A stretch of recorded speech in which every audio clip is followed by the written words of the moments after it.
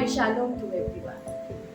प्यार भरा नमस्कार मेरी का आप लोगों को। और एक बार फिर हम आपके सामने हाजिर हैं प्रभु का संदेश लेके। तो जानने के लिए आप बहुत उत्सुक होंगे कि आज मेरी क्या सुनाने जा रही है। आज मेरी आपको एक छोटा सा स्टोरी दोबारा से सुनाएगी और उसके लिए आप इंटरेस्ट के साथ सुनेगा, क्योंकि कभी कभी होता है कि एक कान से हम सुनते हैं और दूसरे से निकाल देते हैं।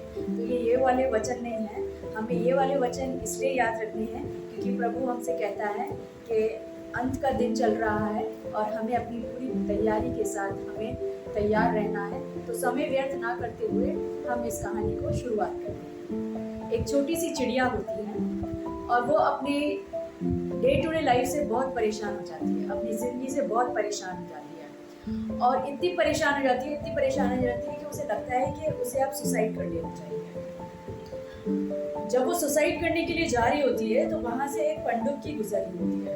तो वो देखती है तो पनडुब्बी से वो पूछती है कि आप कहाँ जा रहे हो। तो वो बोलती है कि मैं स्वर्ग राज्य में जा रही हूँ। तो चिड़िया बोलती है कि अगर आप स्वर्ग राज्य में जा रही हैं तो आप मेरा एक छोटा सा काम कर देंगे। तो वो बोलती है ठीक है, आप बताइए मुझे क्या करना है, मैं कर दूंगी आपके लिए। तो बोलती है तो वो बोलती है उससे कि आप स्वर्ग राज्य में जाकर प्रभु को मेरा ये संदेश दीजिएगा कि मैं अपनी लाइफ से इतनी परेशान हो गई हूँ कि प्रभु अब मुझे उठा लीजिए। तो पनडुब्बी कहती है कि ठीक है, आपका जो ये मैसेज है वो मैं आप प्रभु ईश्वर तक कन्वे कर दूंगी। वो जाती है वहाँ पर और वहाँ पर जाकर स्वर्गदूत को वो मैसेज कन्वे कर देती है। तो स्वर्गदूत कहता है कि मुझे रीज़न बताइए कि वो जो चिड़िया है वो क्यों सुसाइड करना चाहती है। तो पनडुब्बी उसे जो है रीज़न बता देती है, जो भी XYZ रीज़न था वो उसे बता देती है स्वर्गदूत को।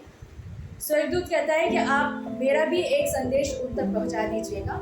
आप उनसे बोलिएगा 7 दिन तक फॉर 7 days आपका कोई भी सिचुएशन हो, आपको सिर्फ थैंक यू कहना है।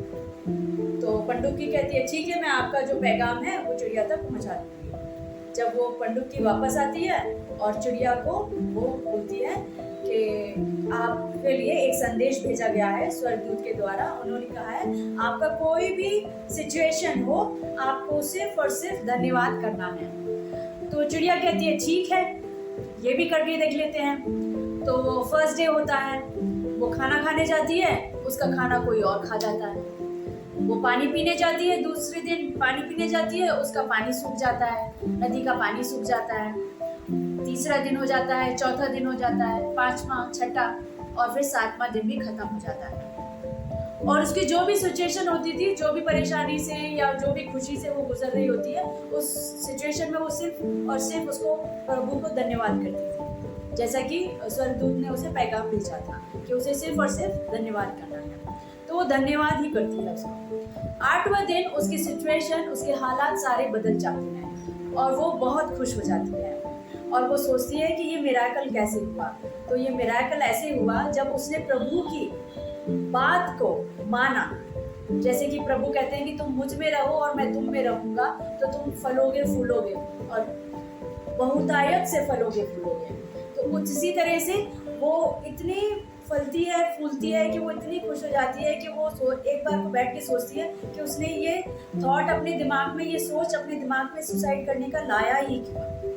इसीलिए प्रभु ईश्वर से, हम जो प्रभु ईश्वर हैं, हमसे ये कहते हैं कि तुम मुझ में रहो मैं तुम में रहूँगा।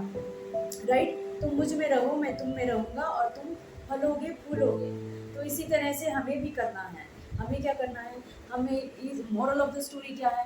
मॉरल ऑफ द स्टोरी हमें ये शिक्षा देती है कि हमारी चाहे कितनी भी परेशानी हो, हम फिनेंशियली प्रॉब्लम से गुजर रहे हो या हम पे खूब सारा कर्जा हो, हम डिप्रेशन में हैं या फिर हमें नौकरियां नहीं मिल रही या हम बीमार हैं या हमारा कोई काम नहीं बन रहा, हम इंटरव्यू क्रैक नहीं कर पा रहे, तो हमें सारी सिचुएशन, जो भी सिचुएशन है उसमें हमें प्रभु को सिर्फ और सिर्फ धन्यवाद करना है। मैं अपना लाइफ एक्सपीरियंस आपके सामने शेयर करना चाहूँगी। मैं एक छोटे से गांव से हूँ और वहाँ से यहाँ पर बैंगलोर सिटी में मैं आकर जॉब कर रही हूँ, और अब मुझे इतना अच्छा जॉब मिला है कि मेरी जो लाइफ है वो सेटिस्फैक्शन के साथ में स्पेंड कर रही हूँ। तो मेरी लाइफ का जो तजुर्बा कहता है, जो मैंने अपना पूरा छोटे से गांव से लेके मेरी यहाँ तक की जो जर्नी है वो बखूबी प्रभु के साथ ही मैंने अपनी तय की है। और वहाँ से यहाँ तक मुझे ये सीखने के लिए मिला है कि कोई भी सिचुएशन होती थी, चाहे छोटी हो चाहे बड़ी, कोई भी प्रॉब्लम होती है या कोई भी खुशी होती है, मैं प्रभु को धन्यवाद करना कभी नहीं भूलती। हमारा वचन भी इसी प्रकार से कहता है, अगर आप पढ़ेंगे 1 थिस्सलुनीकियों चैप्टर 5 16 to 18, प्रभु कहता है सदा आनंदित रहो, निरंतर प्रार्थना में लगे रहो और हर बात में धन्यवाद करो, क्योंकि तुम्हारे लिए मसीह यीशु की यही इच्छा है। जब प्रभु ईश्वर की यही इच्छा है कि आप आनंदित रहें, तो आप क्यों उन फालतू चीजों की चिंता करते हैं जिसे प्रभु ने बनाया है। प्रभु ने अगर हमें बनाया है तो प्रभु जानता है कि हमारा पेट कैसा भरना है। उन चिड़ियों को देखो जो लुनती भी नहीं है, जो मतलब कुछ काम भी नहीं करती हैं, जो मतलब कुछ करती भी नहीं है, और उन्हें डेली का खाना मिल जाता है खाने के लिए कहीं से भी। तो अगर प्रभु ने हमें बनाया है तो प्रभु जानता है कि हमारी खुशियों को वो कैसे वापस लाएगा। तो हमें चिंता करने की कोई जरूरत नहीं है। हमें चिंता, टेंशन, फिक्र ये सब चीजें करनी ही नहीं है। ये सारी चीजें हमारे दिमाग में आनी ही नहीं चाहिए। जब हमारा प्रभु हमें हथेली पर लेकर बैठा है, हम उसके प्रियजन हैं, हम उसकी एक अनमोल चीज है जो उसने हमें बनाया है। और जब उसने हमें बनाया है तो वो जानता है कि हमें खुशी कैसे देना है, हमें सीख कैसे देना है, परेशानियों में से हमें बाहर कैसे निकालना है, वो बखूबी जानता है। तो हमें इन सब चीजों की चिंता नहीं करनी चाहिए। बाकायदा हमें हर चीज में धन्यवाद करना चाहिए प्रभु का, और धन्यवाद करते हुए अपनी लड़ाई आगे लड़नी चाहिए। हमें किसी भी चीज से ये नहीं कहना चाहिए। बहुत से लोग, अभी मैं देख पा रही हूँ कि बहन भाइयों में झगड़ा हो रहा है, बहन भाइयों में एक दूसरे के प्रति नफरत बढ़ी हुई है, एक दूसरा टॉलरेट नहीं कर पा रहा है एक दूसरे को। तो जो प्रभु है, प्रभु हमें ये सब चीजें नहीं सिखाता है। प्रभु हमें सिखाता है कि अपनी जुबान पर कंट्रोल रखो और सिर्फ प्रभु को धन्यवाद करो और आगे बढ़ते जाओ।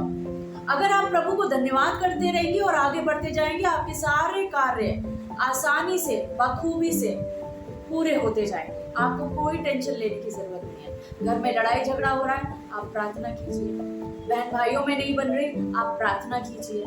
उनकी जुबानों पर कंट्रोल नहीं है, आप प्रभु से प्रार्थना कीजिए। प्रभु उनकी जुबानों पर अधिकार लीजिए, प्रभु उनके अधिकार लीजिए। तो इन सब बातों से डिप्रेशन में जाके और अपने आप को सुसाइड के लिए प्रिपरेशन करना वो एक गलत बात है। प्रभु ने एक अनमोल जीवन आपको दिया है, जो कि आपको बखूबी सुंदरता के साथ, अच्छे व्यवहार के साथ, ईश्वर के वचनों के साथ आपको आगे बढ़ाना है। तो भाइयों और बहनों, मेरी आपसे यही गुजारिश है, चाहे सिचुएशन कैसी भी हो, चाहे हालात कैसे भी हो, चाहे कुछ भी हो जाए, हमें प्रभु का धन्यवाद करते हुए नहीं थकना चाहिए। हम प्रभु को धन्यवाद करते रहें और प्रभु की आशीषें अपने ऊपर पाते रहें। यही मेरी आपसे गुजारिश है। हम एक बार फिर दोबारा से आपसे मिलेंगे। तब तक के लिए बाय, टेक केयर, शालोम।